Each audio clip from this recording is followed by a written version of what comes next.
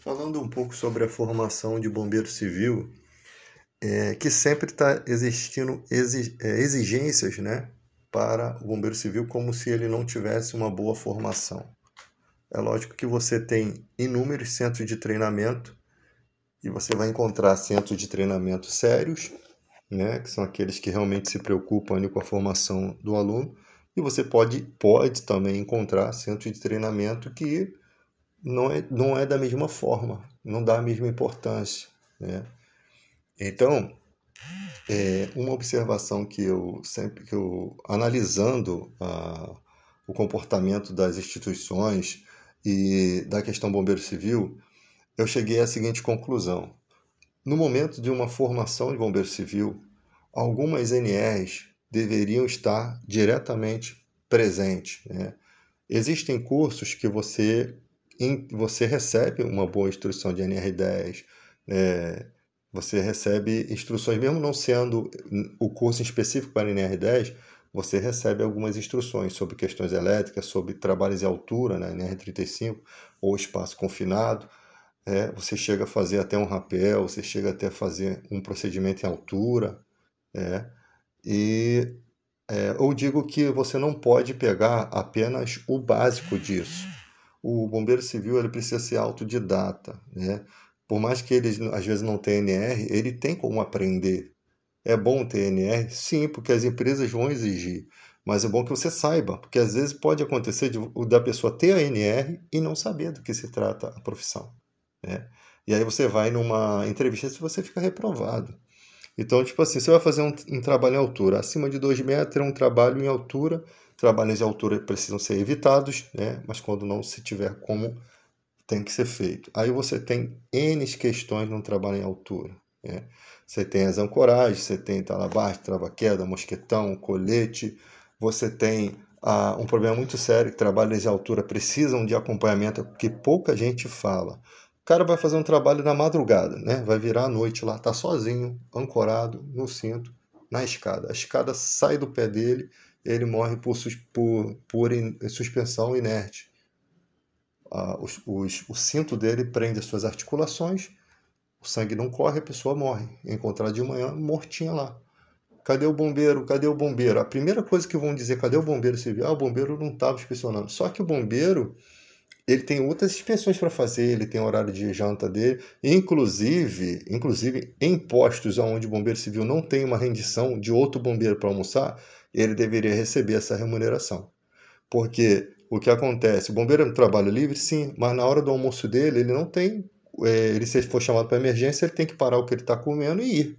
Então ele não pode chegar, dar uma cochiladinha, relaxar, né? Ele não tem outra rendição. Então, para isso, deveria se pagar essa hora de almoço do bombeiro, ele poder ter direito a almoçar, mas se ele fosse privado desse horário, não seria nenhum problema, porque ele receberia remuneração. Para um bombeiro que trabalha sozinho e às vezes não tem ninguém para cobrir, tá? Esse é meu ponto de vista. Então a pessoa está lá, ela é um excelente profissional, está ancorado, mas levou uma descarga elétrica, acabou, o corpo humano não vai conseguir. A escada caiu, o cara não tem onde apoiar o pé, as circulações estão presas. O cara teve um mal súbito, né? Um infarto, pendurado ali, sofreu um raio, né? Sofreu alguma coisa, caiu sobre a cabeça dele, ele acabou desmaiando. Então, são coisas que precisam de ter um bombeiro civil específico ou alguém que tenha NR35 que esteja fazendo o serviço em altura. Não basta só estar ancorado, você tem que ter a NR35 e ter alguém que tenha também conhecimento da NR35, seja também capacitado para acompanhar esse serviço, para saber chamar o socorro, para saber de repente colocar uma base, né, um andaime, uma escada para poder a pessoa circular o sangue ali, né, ter um apoio, para poder de repente até fazer um resgate, se for o caso, ou chamar o corpo de bombeiro para fazer esse resgate. E enquanto o corpo de bombeiro não vem, o cara saber dar um suporte ali para o cara não ficar preso nas articulações dele. Então, NRs desse tipo, como NR10, por exemplo, como questões de elétrica, isso é de suma importância. Você vai trabalhar num shopping, você tem geradores, você pode trabalhar num lugar onde tem forças energéticas acontecendo que você não entende. E ali o cara não sabe nem o básico de elétrica, o cara não sabe o que rola dentro daquela sala, né? Tem gente que trabalha no lugar e que nunca entrou ali, não sabe o que tem ali, não sabe se tem, dependendo do lugar, se for hospital, máquina de ressonância, todos esses pensamentos o cara tem que ter. Cara, como é que funciona aquilo ali? Não pode ter material de ferro, né?